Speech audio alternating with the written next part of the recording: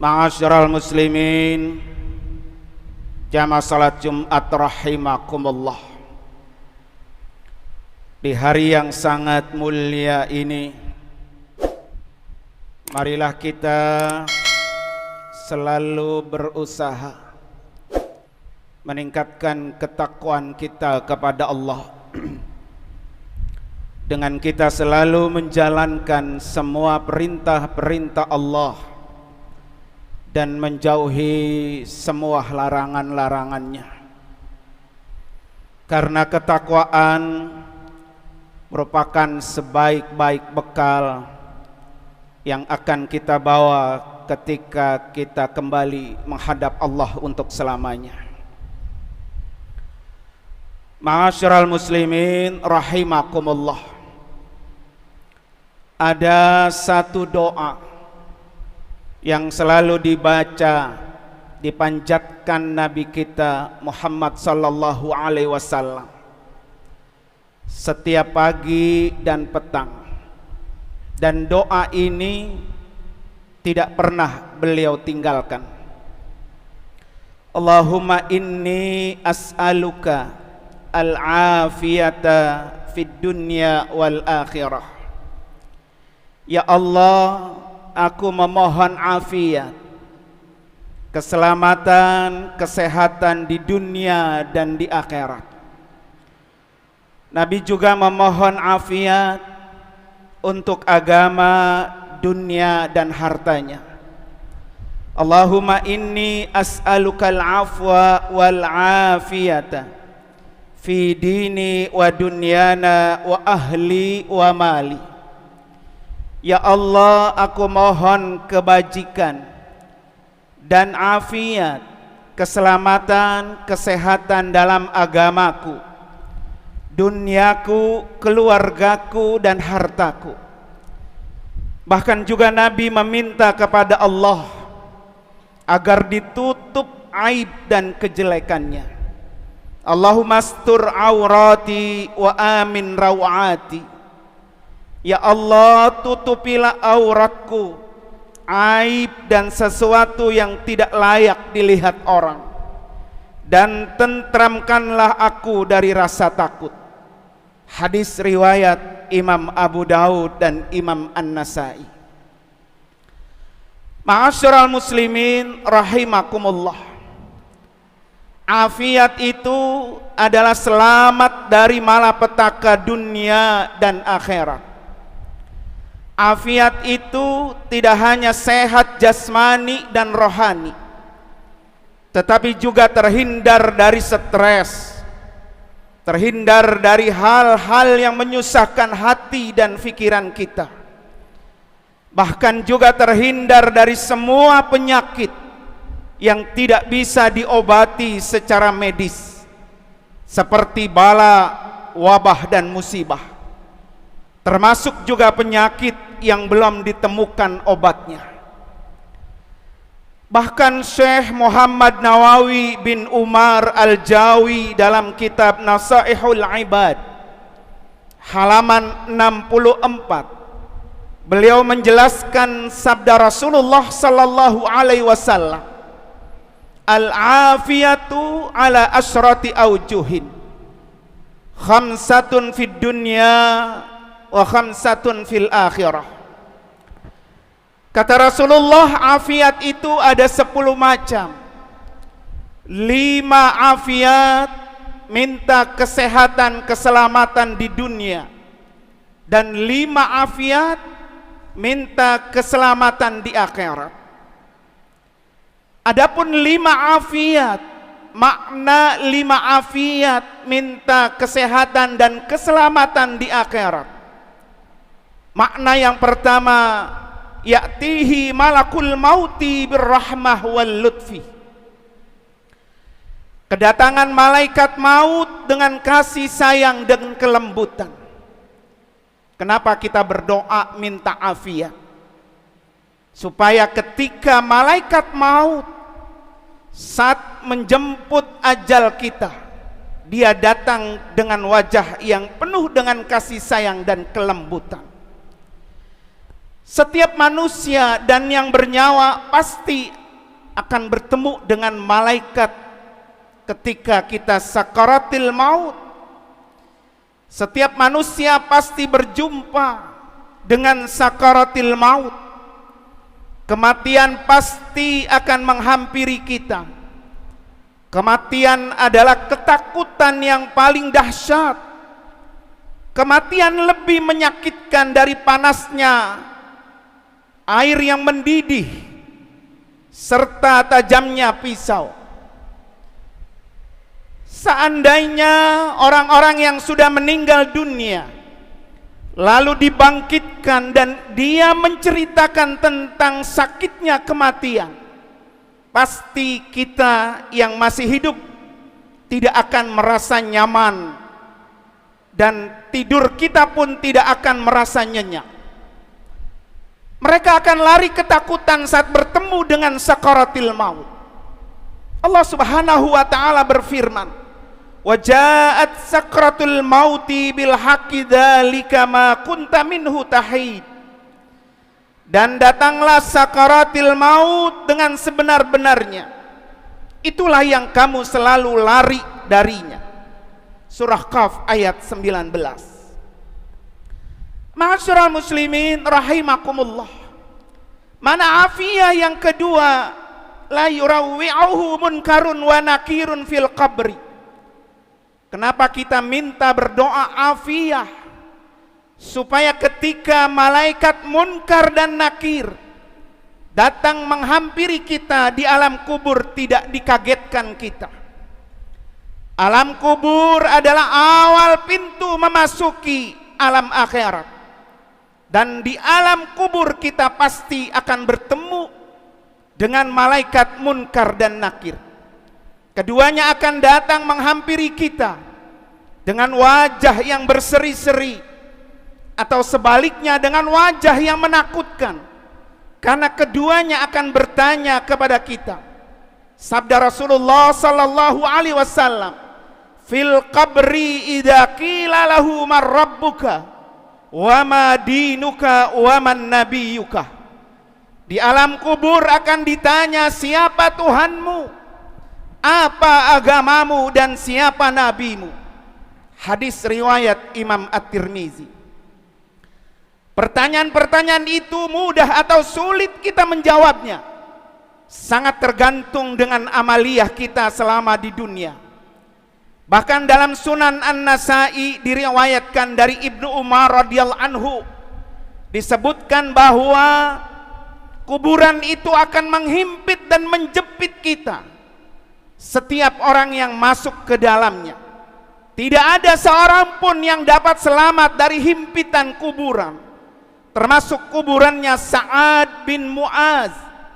Padahal Sa'ad bin Mu'az ketika meninggal dunia, arsy bergerak, pintu-pintu langit terbuka, malaikat-malaikat sebanyak 70.000 menyaksikan kematian Mu'az. Dari Abdullah bin Abbas radhiyallahu anhu meriwayatkan bahwa Rasulullah sallallahu alaihi wasallam bersabda, "Lau naja ahadun min dhammatil qabri lanaja Sa'ad bin Mu'ad walaqad dumma dhammatan summa ruhi anhu." Jikalau ada seseorang yang selamat dari penghimpitan kuburan, niscaya pasti Sa'ad bin Mu'az akan selamat. Akan tetapi sungguh kuburannya telah disempitkan dengan sangat sempit, kemudian dilapangkan setelah itu untuknya. Hadis riwayat Imam At-Tabrani. Ma'asyiral muslimin rahimakumullah. Makna ketiga afiyah, yakunu aminan fil faza'il akbar. Kenapa kita meminta doa afiyah? Agar kita aman dari segala ketakutan, hidup dengan aman, hidup bahagia. Mendapatkan ridha Allah adalah nikmat yang sangat besar, terutama dijauhi dari murka Allah. Aman di dunia, aman di akhirat, dan di akhirat pun kita jauh terhindar dari siksa api neraka. Terutama lagi aman dari satu hari yang paling ditakuti oleh seluruh umat manusia, yaitu dahsyatnya Yaumul Fazail Akbar.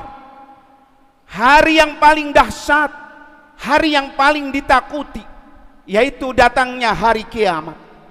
Doa afiat ini akan mendatangkan rasa aman. Dari Ubaidillah bin Mihsan al-Ansari, Rasulullah bersabda, "Man asbaha minkum aminan fi sirbihi mu'afa fi jasadihi indahu quta yaumihi faka'annama haizat lahu dunya." Barang siapa di antara kalian mendapatkan rasa aman di rumahnya, pada diri, keluarga dan masyarakatnya, diberikan kesehatan badan, memilih makanan pokok pada hari itu di rumahnya, maka seakan-akan dunia telah berkumpul pada dirinya. Hadis riwayat Imam At-Tirmizi. Ma'asyiral muslimin rahimakumullah. Kemudian makna afiat yang keempat, tumha sayi'atuhu wa tuqbalu hasanatuhu. Dihilangkan kejelekan dan diterima kebaikan. Setiap orang pasti memiliki dosa dan kejelekan. Itu akan bisa hilang, terhapus dengan kita melakukan taubatan nasuha.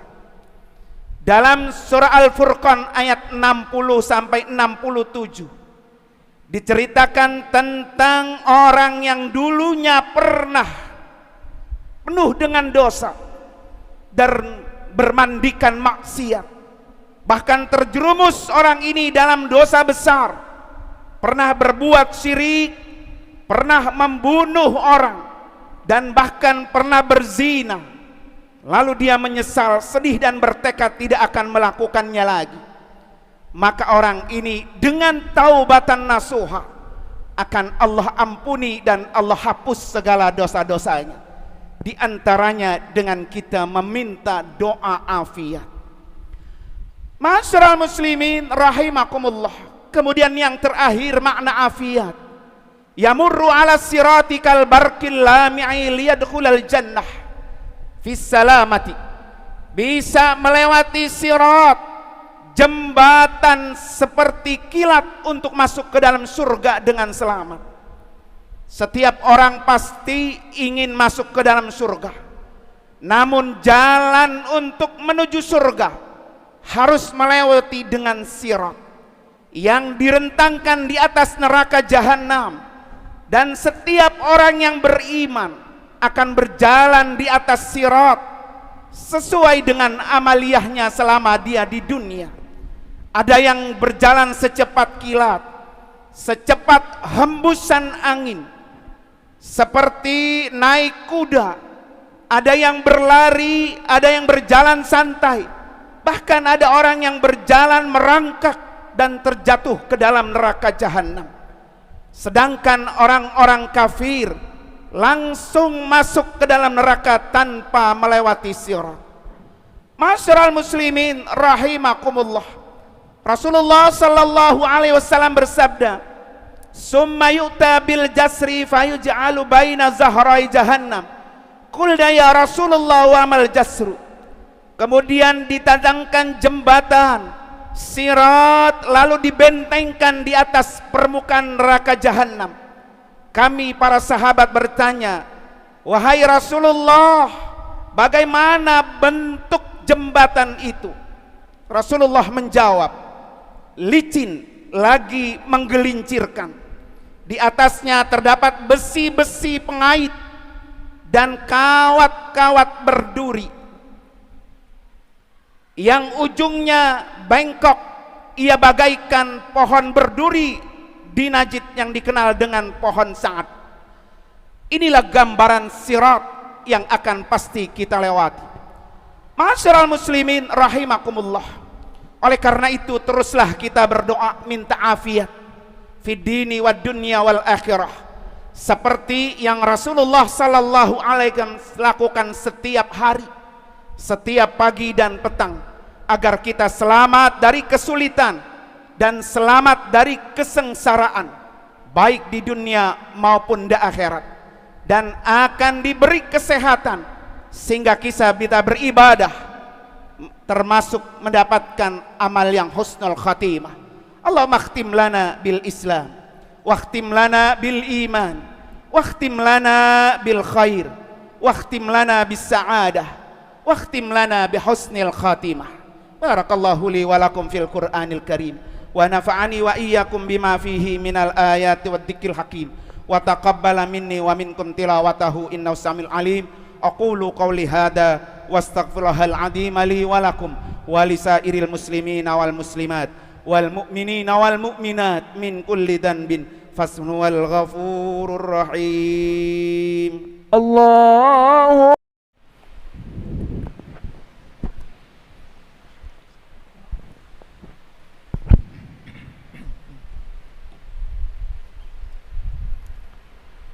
Alhamdulillah, alhamdulillahilladzi arsala Muhammadan sallallahu alaihi wasallam basyiran wa nadhira wa da'iyan ila Allahi bi'idnihi wa sirajan munira. Asyhadu an la ilaha illallah wahdahu la syarika lah, wa ashhadu anna sayyidana wa nabiyyana Muhammadan abduhu wa rasuluh. Allahumma fasalli wa sallim wa barik ala sayyidina Muhammad wa ala alihi wa ashabihi wa sallim tasliman katsira. Amma ba'du, faya ayyuhal muslimuna rahimakumullah, usikum wa iyaya bitaqwallahi faqad fazal muttaqun. Ittaqullaha haqqa tuqatih wa la tamutunna illa wa antum muslimun. Ma'asyiral muslimin, jamaah salat Jumat rahimakumullah. Di hari yang sangat mulia ini, marilah kita selalu berusaha meningkatkan ketakwaan kita kepada Allah dengan kita selalu menjalankan semua perintah-perintah Allah dan menjauhi semua larangan-larangannya. Karena ketakwaan merupakan sebaik-baik bekal yang akan kita bawa ketika kita kembali menghadap Allah untuk selamanya. Ma'asyiral muslimin rahimakumullah,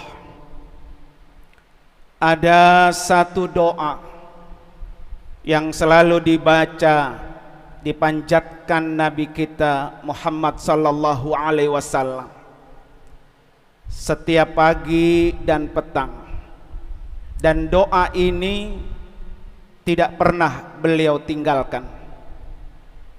Allahumma inni as'aluka al-afiyata fid dunya wal akhirah. Ya Allah, aku memohon afiat, keselamatan, kesehatan di dunia dan di akhirat. Nabi juga memohon afiat untuk agama, dunia dan hartanya.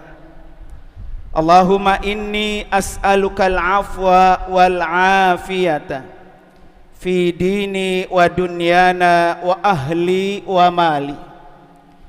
Ya Allah, aku mohon kebajikan dan afiat, keselamatan, kesehatan dalam agamaku, duniaku, keluargaku dan hartaku.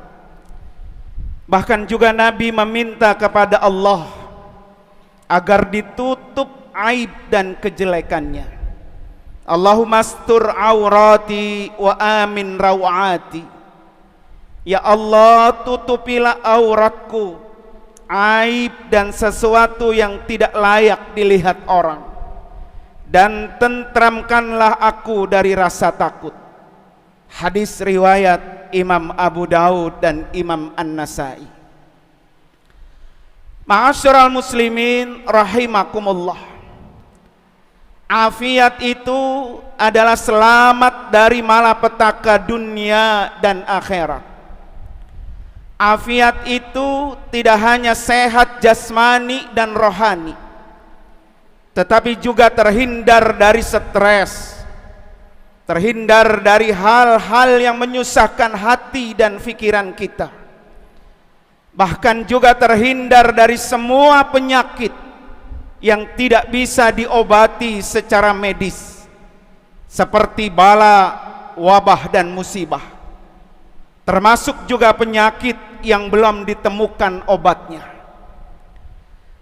Bahkan Syekh Muhammad Nawawi bin Umar Al-Jawi dalam kitab Nasaihul Ibad halaman 64, beliau menjelaskan sabda Rasulullah sallallahu alaihi wasallam, al-afiyatu ala asyrati aujuhin, khamsatun fid dunya wa khamsatun fil akhirah.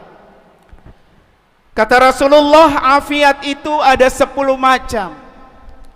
5 afiat minta kesehatan, keselamatan di dunia, dan 5 afiat minta keselamatan di akhirat.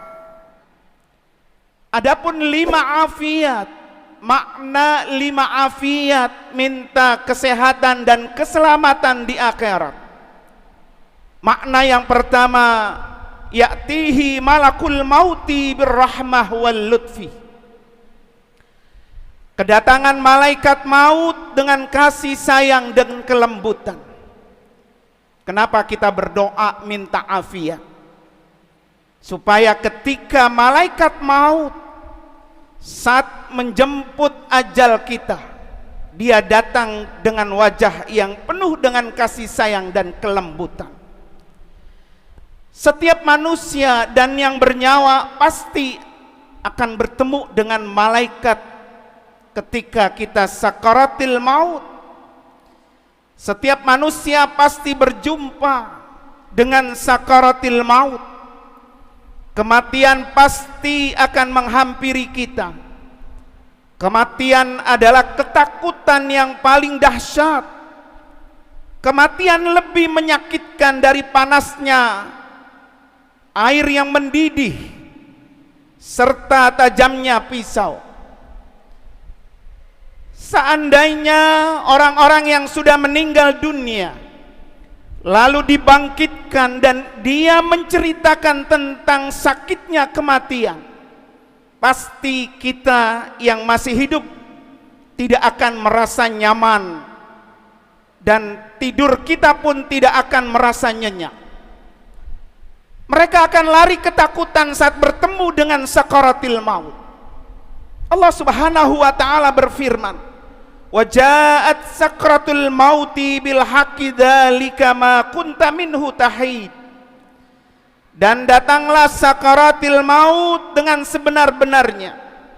Itulah yang kamu selalu lari darinya. Surah Qaf ayat 19. Ma'asyiral muslimin rahimakumullah. Mana afiyah yang kedua, la yurawwi'uhu munkarun wa nakirun fil qabri. Kenapa kita minta berdoa afiyah? Supaya ketika malaikat munkar dan nakir datang menghampiri kita di alam kubur tidak dikagetkan kita. Alam kubur adalah awal pintu memasuki alam akhirat. Dan di alam kubur kita pasti akan bertemu dengan malaikat munkar dan nakir. Keduanya akan datang menghampiri kita dengan wajah yang berseri-seri, atau sebaliknya dengan wajah yang menakutkan, karena keduanya akan bertanya kepada kita. Sabda Rasulullah sallallahu alaihi wasallam, fil qabri idza qila lahu man rabbuka wa ma dinuka wa man nabiyuka. Di alam kubur akan ditanya, siapa Tuhanmu, apa agamamu, dan siapa nabimu. Hadis riwayat Imam At-Tirmizi. Pertanyaan-pertanyaan itu mudah atau sulit kita menjawabnya, sangat tergantung dengan amaliyah kita selama di dunia. Bahkan dalam Sunan An-Nasai diriwayatkan dari Ibnu Umar radhiyallahu anhu, disebutkan bahwa kuburan itu akan menghimpit dan menjepit kita, setiap orang yang masuk ke dalamnya. Tidak ada seorang pun yang dapat selamat dari himpitan kuburan, termasuk kuburannya Sa'ad bin Mu'az. Padahal Sa'ad bin Mu'az ketika meninggal dunia, arsy bergerak, pintu-pintu langit terbuka, malaikat-malaikat sebanyak 70.000 menyaksikan kematian Mu'az. Dari Abdullah bin Abbas radhiyallahu anhu meriwayatkan bahwa Rasulullah sallallahu alaihi wasallam bersabda, "Lau naja ahadun min dhammatil qabri lanaja Sa'ad bin Mu'ad walaqad dumma dhammatan summa ruhi anhu." Jikalau ada seseorang yang selamat dari penghimpitan kuburan, niscaya pasti Sa'ad bin Mu'az akan selamat. Akan tetapi sungguh kuburannya telah disempitkan dengan sangat sempit, kemudian dilapangkan setelah itu untuknya. Hadis riwayat Imam At-Tabrani. Ma'asyiral muslimin rahimakumullah. Makna ketiga afiyah, yakunu aminan fil faza'il akbar. Kenapa kita meminta doa afiyah? Agar kita aman dari segala ketakutan, hidup dengan aman, hidup bahagia, mendapatkan ridha Allah adalah nikmat yang sangat besar, terutama dijauhi dari murka Allah. Aman di dunia, aman di akhirat, dan di akhirat pun kita jauh terhindar dari siksa api neraka. Terutama lagi aman dari satu hari yang paling ditakuti oleh seluruh umat manusia, yaitu dahsyatnya Yaumul Faza'il Akbar. Hari yang paling dahsyat, hari yang paling ditakuti, yaitu datangnya hari kiamat. Doa afiat ini akan mendatangkan rasa aman. Dari Ubaidillah bin Mihsan Al-Ansari, Rasulullah bersabda, "Man asbaha minkum aminan fi sirbihi mu'afa fi jasadihi indahu quta yaumihi faka'annama haizat lahu dunya." Barang siapa di antara kalian mendapatkan rasa aman di rumahnya, pada diri, keluarga dan masyarakatnya, diberikan kesehatan badan, memilih makanan pokok pada hari itu di rumahnya, maka seakan-akan dunia telah berkumpul pada dirinya. Hadis riwayat Imam At-Tirmizi. Ma'asyiral muslimin rahimakumullah. Kemudian makna afiat yang keempat, tumha sayi'atuhu wa tuqbalu hasanatuhu. Dihilangkan kejelekan dan diterima kebaikan. Setiap orang pasti memiliki dosa dan kejelekan. Itu akan bisa hilang, terhapus dengan kita melakukan taubatan nasuha. Dalam surah Al-Furqan ayat 60 sampai 67 diceritakan tentang orang yang dulunya pernah penuh dengan dosa dan bermandikan maksiat, bahkan terjerumus orang ini dalam dosa besar, pernah berbuat syirik, pernah membunuh orang, dan bahkan pernah berzina. Lalu dia menyesal, sedih dan bertekad tidak akan melakukannya lagi. Maka orang ini dengan taubatan nasuha akan Allah ampuni dan Allah hapus segala dosa-dosanya. Di antaranya dengan kita meminta doa afiat. Ma'asyiral muslimin rahimakumullah. Kemudian yang terakhir makna afiat, yamurru ala sirati kal barqil lami'i liyadkhulal jannah fis salamati. Bisa melewati sirat, jembatan seperti kilat untuk masuk ke dalam surga dengan selamat. Setiap orang pasti ingin masuk ke dalam surga. Namun jalan untuk menuju surga harus melewati dengan sirat yang direntangkan di atas neraka jahanam. Dan setiap orang yang beriman akan berjalan di atas sirat sesuai dengan amaliyahnya selama dia di dunia. Ada yang berjalan secepat kilat, secepat hembusan angin, seperti naik kuda. Ada yang berlari, ada yang berjalan santai. Bahkan ada orang yang berjalan merangkak dan terjatuh ke dalam neraka jahanam. Sedangkan orang-orang kafir langsung masuk ke dalam neraka tanpa melewati sirat. Masyarul muslimin rahimakumullah. Rasulullah sallallahu alaihi wasallam bersabda, "Summa yu'ta bil jasri fayuj'alu baina zahrai jahannam." Qulna ya Rasulullah wa mal jasru. Kemudian ditatangkan jembatan sirat lalu dibentengkan di atas permukaan neraka jahanam. Kami para sahabat bertanya, "Wahai Rasulullah, bagaimana bentuk jembatan itu?" Rasulullah menjawab, "Licin lagi menggelincirkan. Di atasnya terdapat besi-besi pengait dan kawat-kawat berduri yang ujungnya bengkok, ia bagaikan pohon berduri di Najd yang dikenal dengan pohon saat." Inilah gambaran sirat yang akan pasti kita lewati. Masyarul muslimin rahimakumullah.